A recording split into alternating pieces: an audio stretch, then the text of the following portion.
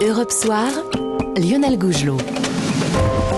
Merci de continuer à nous accompagner dans Europe Soir. Il est 19h20. L'invité d'Europe Soir, c'est Jean Lassalle, député des Pyrénées-Atlantiques, candidat pour la deuxième fois à l'élection présidentielle. Bonsoir Jean Lassalle. Bonsoir. Bienvenue dans les studios d'Europe 1. On va s'entretenir avec vous, avec Louis Dragnel, chef du service politique d'Europe 1. Il y a longtemps qu'on ne vous a pas entendu, Jean Lassalle. Vous publiez en ce moment, aux éditions du Cherche Midi, votre dernier livre, Aurore ou Crépuscule, résistons, avec un point d'exclamation. D'ailleurs, on va en reparler de ce point d'exclamation dans quelques instants. On va évoquer ce soir vos ambitions, votre vision pour la France, mais d'abord, Jean Lassalle, quelques questions d'actualité. Est-ce que vous aviez voté, vous, le pass vaccinal proposé par le gouvernement et validé aujourd'hui par le Conseil constitutionnel? Non, et je n'en ai voté aucun. Aucun texte autour de ça? Non. Pourquoi? Tout simplement parce que je considérais que on ne peut pas... il faut que le vaccin fasse l'objet d'un consentement libre et éclairé des personnes. C'est le code de la santé publique. Lorsque ce n'est pas des vaccins éprouvés de longue date. Et qu'ensuite, l'obligation vaccinale ne peut être imposée. Et le pass vaccinal, c'est une obligation déguisée. Le ministre de la Santé lui-même l'a reconnu. Oui. Donc, je trouvais en fait que, je l'avais dit depuis le début, que ça couperait la France en deux. Alors bien sûr, heureusement, fort heureusement, elle n'est pas coupée en deux parts égales, mais beaucoup de nos compatriotes se sont fait vacciner contre leur gré. Le feu vert du Conseil constitutionnel était acquis d'avance. Vous pensez, comme certains, que le Conseil constitutionnel ne fait plus vraiment de droit, mais fait plutôt de la politique maintenant? Bon, je ne sais pas à quoi il sert, très honnêtement. Parce que s'il fait de la politique, nous aussi. Donc, si on est deux à faire de la politique, c'est pas la peine d'avoir un Conseil constitutionnel. D'ailleurs, est-ce qu'il y a encore quelqu'un qui respecte la Constitution dans ce pays? Vaste question. Louis Dragnel. Bonjour Jean Lassalle. Moi j'ai une question parce que donc vous êtes candidat à la présidentielle depuis le 16 mars dernier, c'était le jour où vous l'avez annoncé. Et aujourd'hui vous êtes membre de la majorité présidentielle, vous faites partie du groupe Liberté et Territoire à l'Assemblée nationale. Pourquoi est-ce que vous vous présentez contre Emmanuel Macron donc? Est-ce qu'il ne peut pas faire un mandat de plus puisque vous faites partie de sa majorité?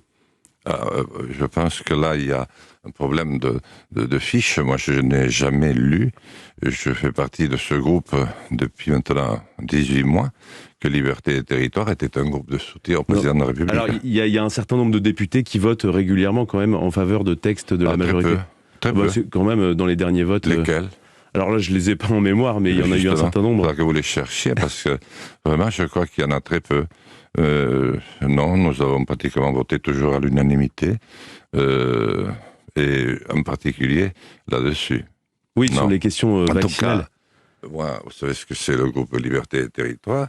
C'est un groupe de fonctionnement qui permet à 17 députés qui ne se retrouvaient dans aucun autre groupe d'en former un, et c'est pour faciliter le travail.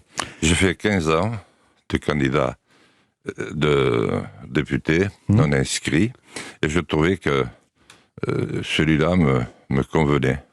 Moi, je n'en ai voté aucun pass, et je pense que l'immense majorité ne les a pas votés davantage. Alors justement, Jean Lassalle, quel jugement plus général portez-vous sur la stratégie du gouvernement et du président de la République dans la lutte contre la pandémie depuis 2 ans maintenant? Disons déjà maintenant, parce que comme ça n'oblige pas ceux qui nous écoutent ou nous regardent à faire un très gros effort de mémoire. On vote le fameux pass vaccinal, et dans le même temps, le Premier ministre annonce hier soir, alors que le Conseil constitutionnel ne s'était pas encore prononcé, le dégel. C'est-à-dire, vous avez toute une série de mesures certaines restrictions qui tombent.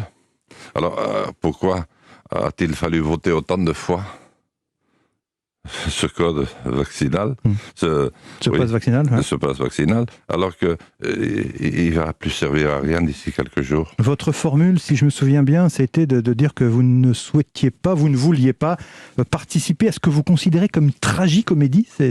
Oui, parce que la dernière fois, j'ai refusé de siéger, parce que je l'avais annoncé la fois d'avant, parce que maintenant c'était toutes les semaines qu'on se réunissait. Il fallait se réunir 2 fois, parce que le Sénat n'était pas d'accord, donc on avait double séance à l'Assemblée, double séance au Sénat. Et la dernière fois, j'avais vraiment été très meurtri par le débat, de voir ce que nous pouvions devenir. C'est-à-dire D'abord, une chambre d'enregistrement qui n'est même pas une chambre d'enregistrement, qui est beaucoup moins que ça. Et ça, vous le développez très longuement dans votre dernier ouvrage. Nous ne faisions que ratifier à chaque fois ce que le président de la République et le ministre de la Santé avaient annoncé déjà depuis plusieurs jours. Mais on n'avait pas besoin de nous pour ça. Vous savez, on a beaucoup affaibli l'Assemblée nationale.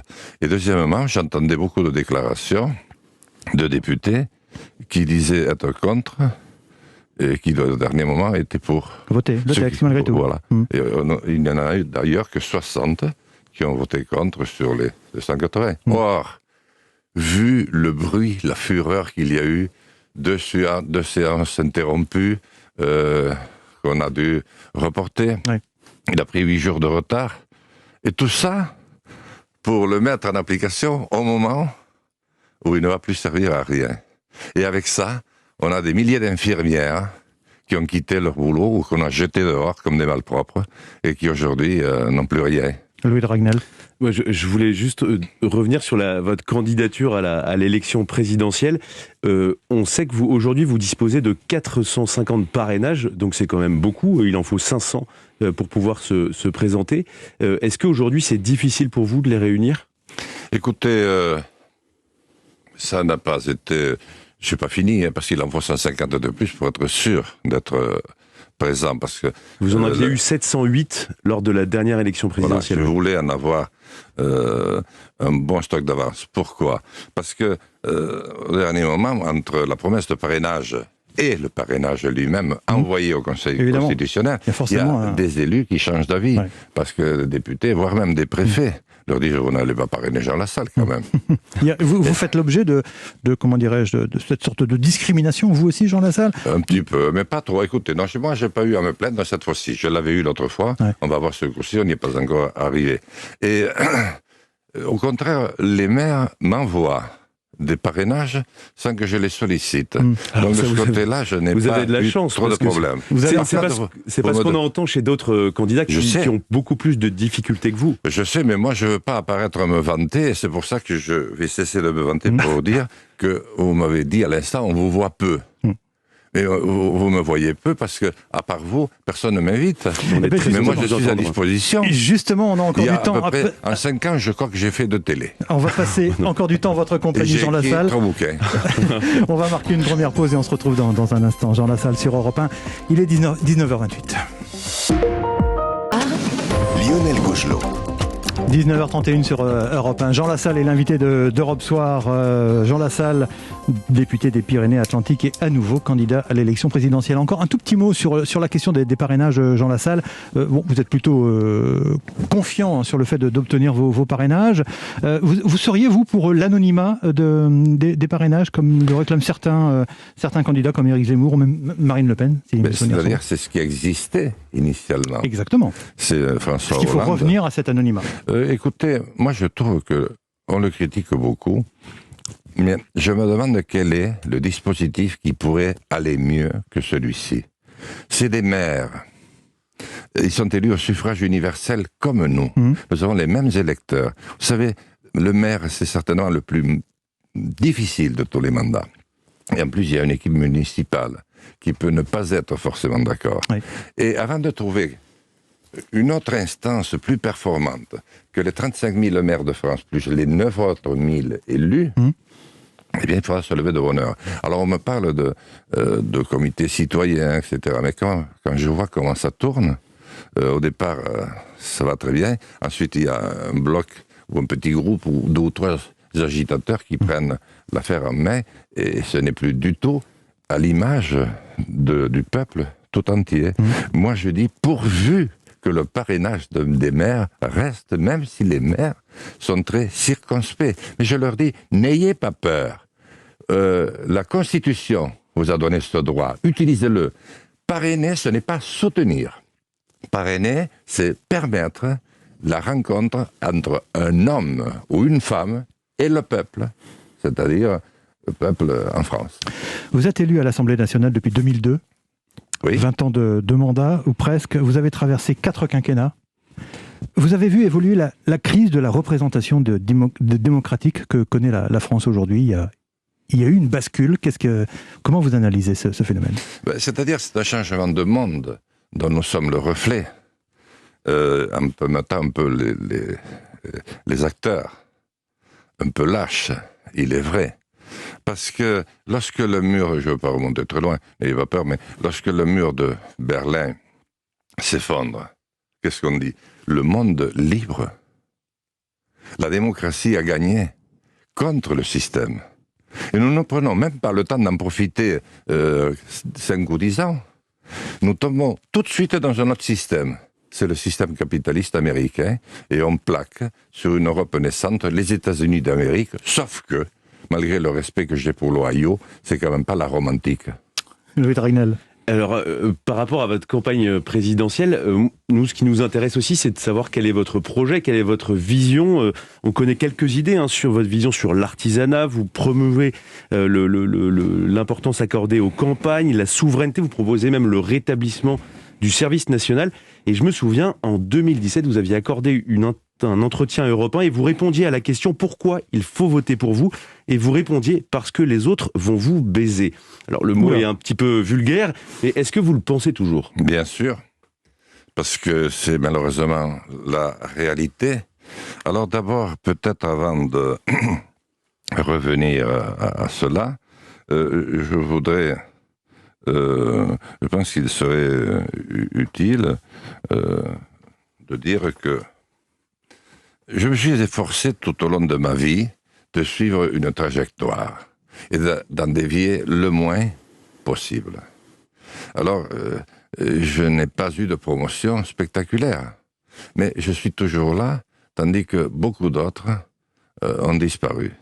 Et je crois que l'honneur d'un élu, c'est rester au plus près de ce qu'il a dit pendant la campagne. Et ce n'est absolument pas ce que je faisais. Et là, il y a une partie de votre question qui m'a échappé. C'était la longévité. J'ai vu 4 présidents. Donc, ce qui nous intéressait aussi, c'était de connaître un peu ce que vous proposez aux Français pour l'élection présidentielle. Alors, ce que je propose, voilà. Qu'est-ce qui vous distingue des autres et pourquoi est-ce qu'il faudrait voter pour vous ? Je vais le dire, mais d'abord, il y a un élément qui n'était pas forcément prévu au programme. Moi, je n'en suis pas étonné, je n'ai cessé de le dire. C'est que ça va être la flambée des prix, à laquelle on va avoir droit immédiatement. Et une inflation terrifiante. Je ne veux pas faire peur, mais il vaut mieux avertir. Parce qu'on est candidat et on est à moins de 3 mois de l'échéance. Donc, peut-être que le candidat qui se sera le mieux préparé à cette situation, on parle déjà d'un coût de la vie qui va augmenter de 3 à 6%, mais avec des budgets familiaux qui sont exsangues. Vous sentez monter une colère qui pourrait être comparable à celle des Gilets jaunes à l'automne 2018 Je ne la sens pas monter parce qu'elle est permanente. Il y a une colère qui s'est installée dans ce pays depuis que nous ne faisons plus du tout ce que nous avions promis de faire, depuis que nous avons tous fait la même chose, sans revenir au problème du Covid. Qu'est-ce que c'est le problème du Covid ? C'est qu'on a supprimé tous les lits d'urgence. Et même le président en a supprimé 7500 alors qu'il devait en construire je ne sais combien. Nous ne faisons pas. Nous avons laissé voter, invité le peuple français à voter sur un référendum à propos de l'Union européenne. En 2005. Et 6 mois après, on s'est tous réunis à Versailles, en Parlement, pour aller dire non au peuple français, qui nous a élus aussi. C'est-à-dire, lui avait dit non à 54,7%, et nous avons été dire oui à 80%. Jean Lassalle, c'est un exemple de ce que vous appelez le totalitarisme mou dans votre dernier livre ? Merci de l'avoir lu, d'abord, parce que pour sortir ça, il faut l'avoir lu, et ça me touche beaucoup, oui, c'est un totalitarisme mou. C'est-à-dire que vous n'avez pas, à nos frontières, des armées effrayantes, des oriflammes géants, des voix nasillardes qui vous terrorisent. Il n'y a rien. Et même ici, à l'intérieur, il n'y a rien. Mais la bataille a eu lieu et nous avons été vaincus. C'est la finance on a besoin du capital, mais du capital au service de l'homme. À partir du moment où le capital reste entre les mêmes mains, il se financiarise uniquement pour le profit. Et à partir de ce moment-là, on a un espace public exsangue. Et c'est ce qu'il y a aujourd'hui. Il n'y a plus une thune pour les hôpitaux, pour les radios, pour les télévisions, pour tout ce qui fait la vie, pour acheter la baguette, pour tout le reste. Louis Dragnel. L'augmentation. Oui, il y a un sujet qui m'intéresse dans les idées que vous défendez. Vous êtes favorable au rétablissement du service national, le service militaire. Pour quelles raisons ? Service militaire, service civique, service civil. J'ai voulu associer les trois termes parce que quand vous regardez notre niveau de sociabilité, de combien nous sommes proches, je crois que nous sommes très loin de l'idée du peuple que nous avons pu nous faire quand nous allions bien.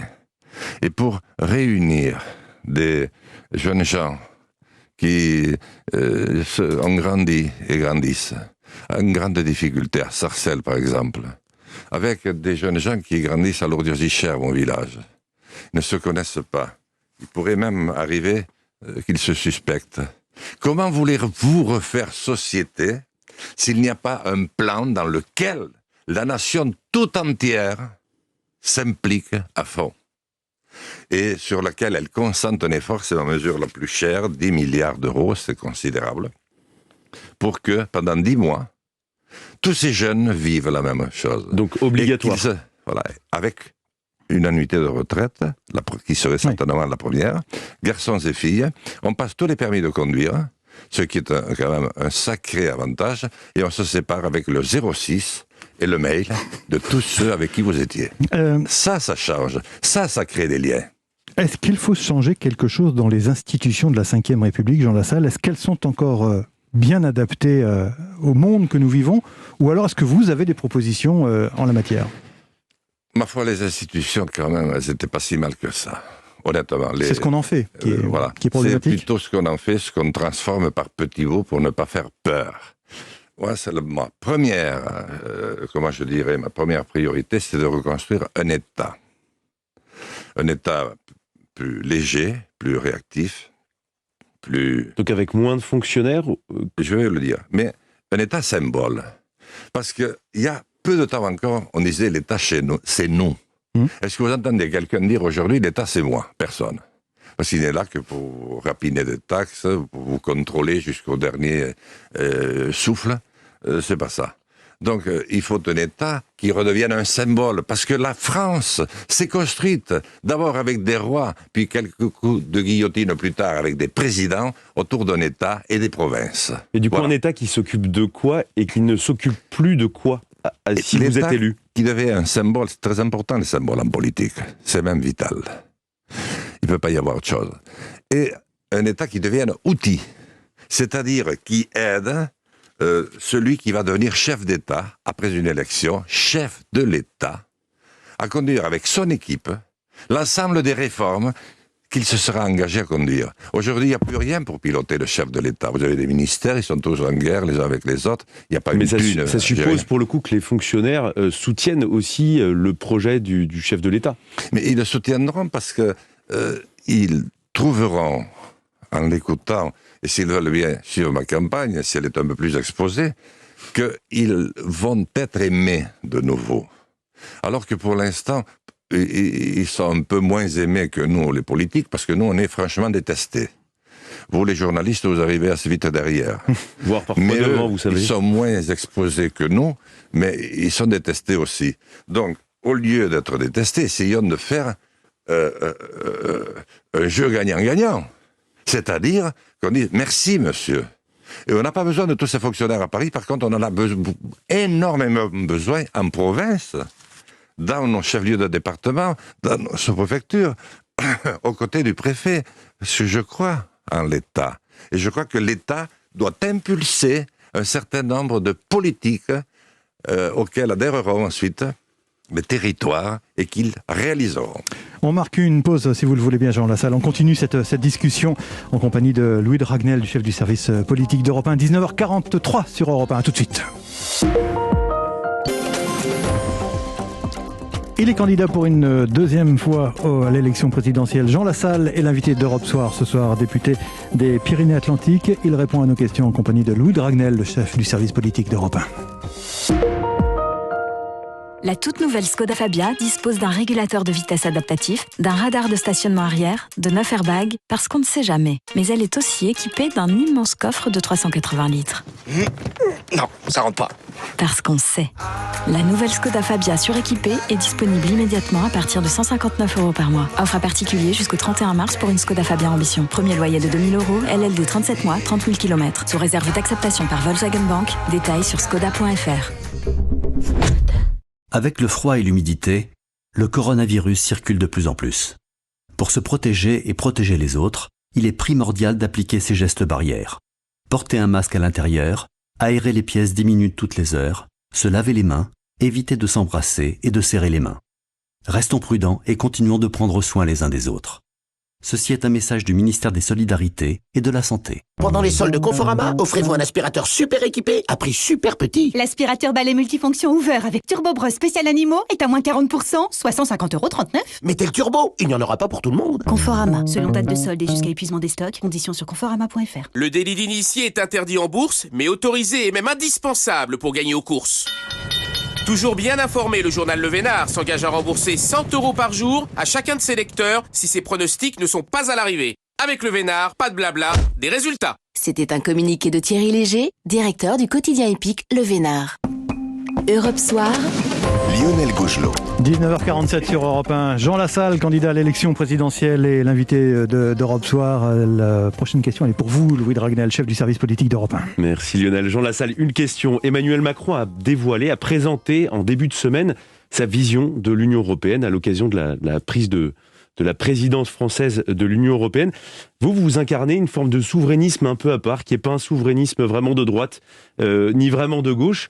Aujourd'hui, qu'est-ce que vous avez pensé du discours d'Emmanuel Macron?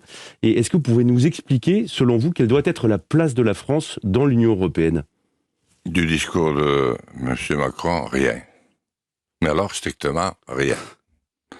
J'enlève le masque parce qu'il est autorisé à l'extérieur.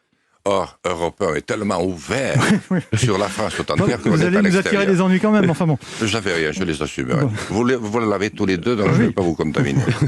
Alors, la France ne peut plus strictement rien faire, pas plus d'ailleurs qu'un tout autre pays de l'Europe.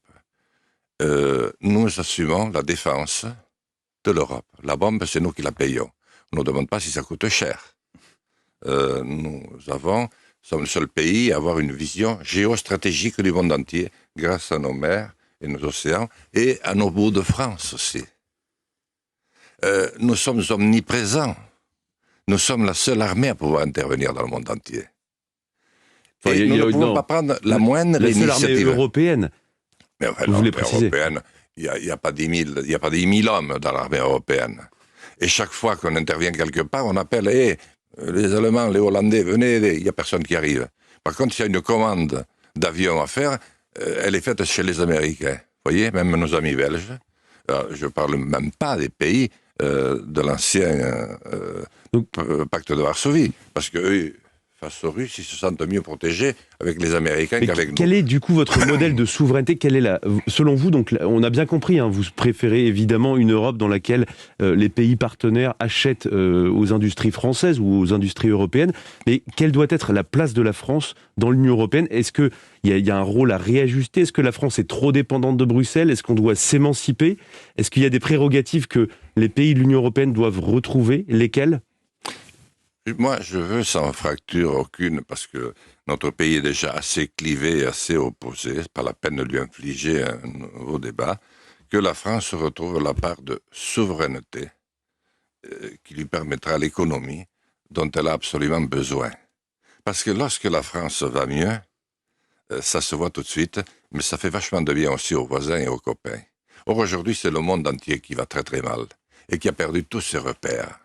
Et si la France retrouve un brin de souveraineté, si elle est enfin capable de reconstruire ce qui est nécessaire, ses usines, de refaire son agriculture, mais ça va inspirer, on va recréer une économie nouvelle. Mais nous ne pouvons pas parce qu'il faut un accord à 27 ou 26, ce qui est impossible à obtenir.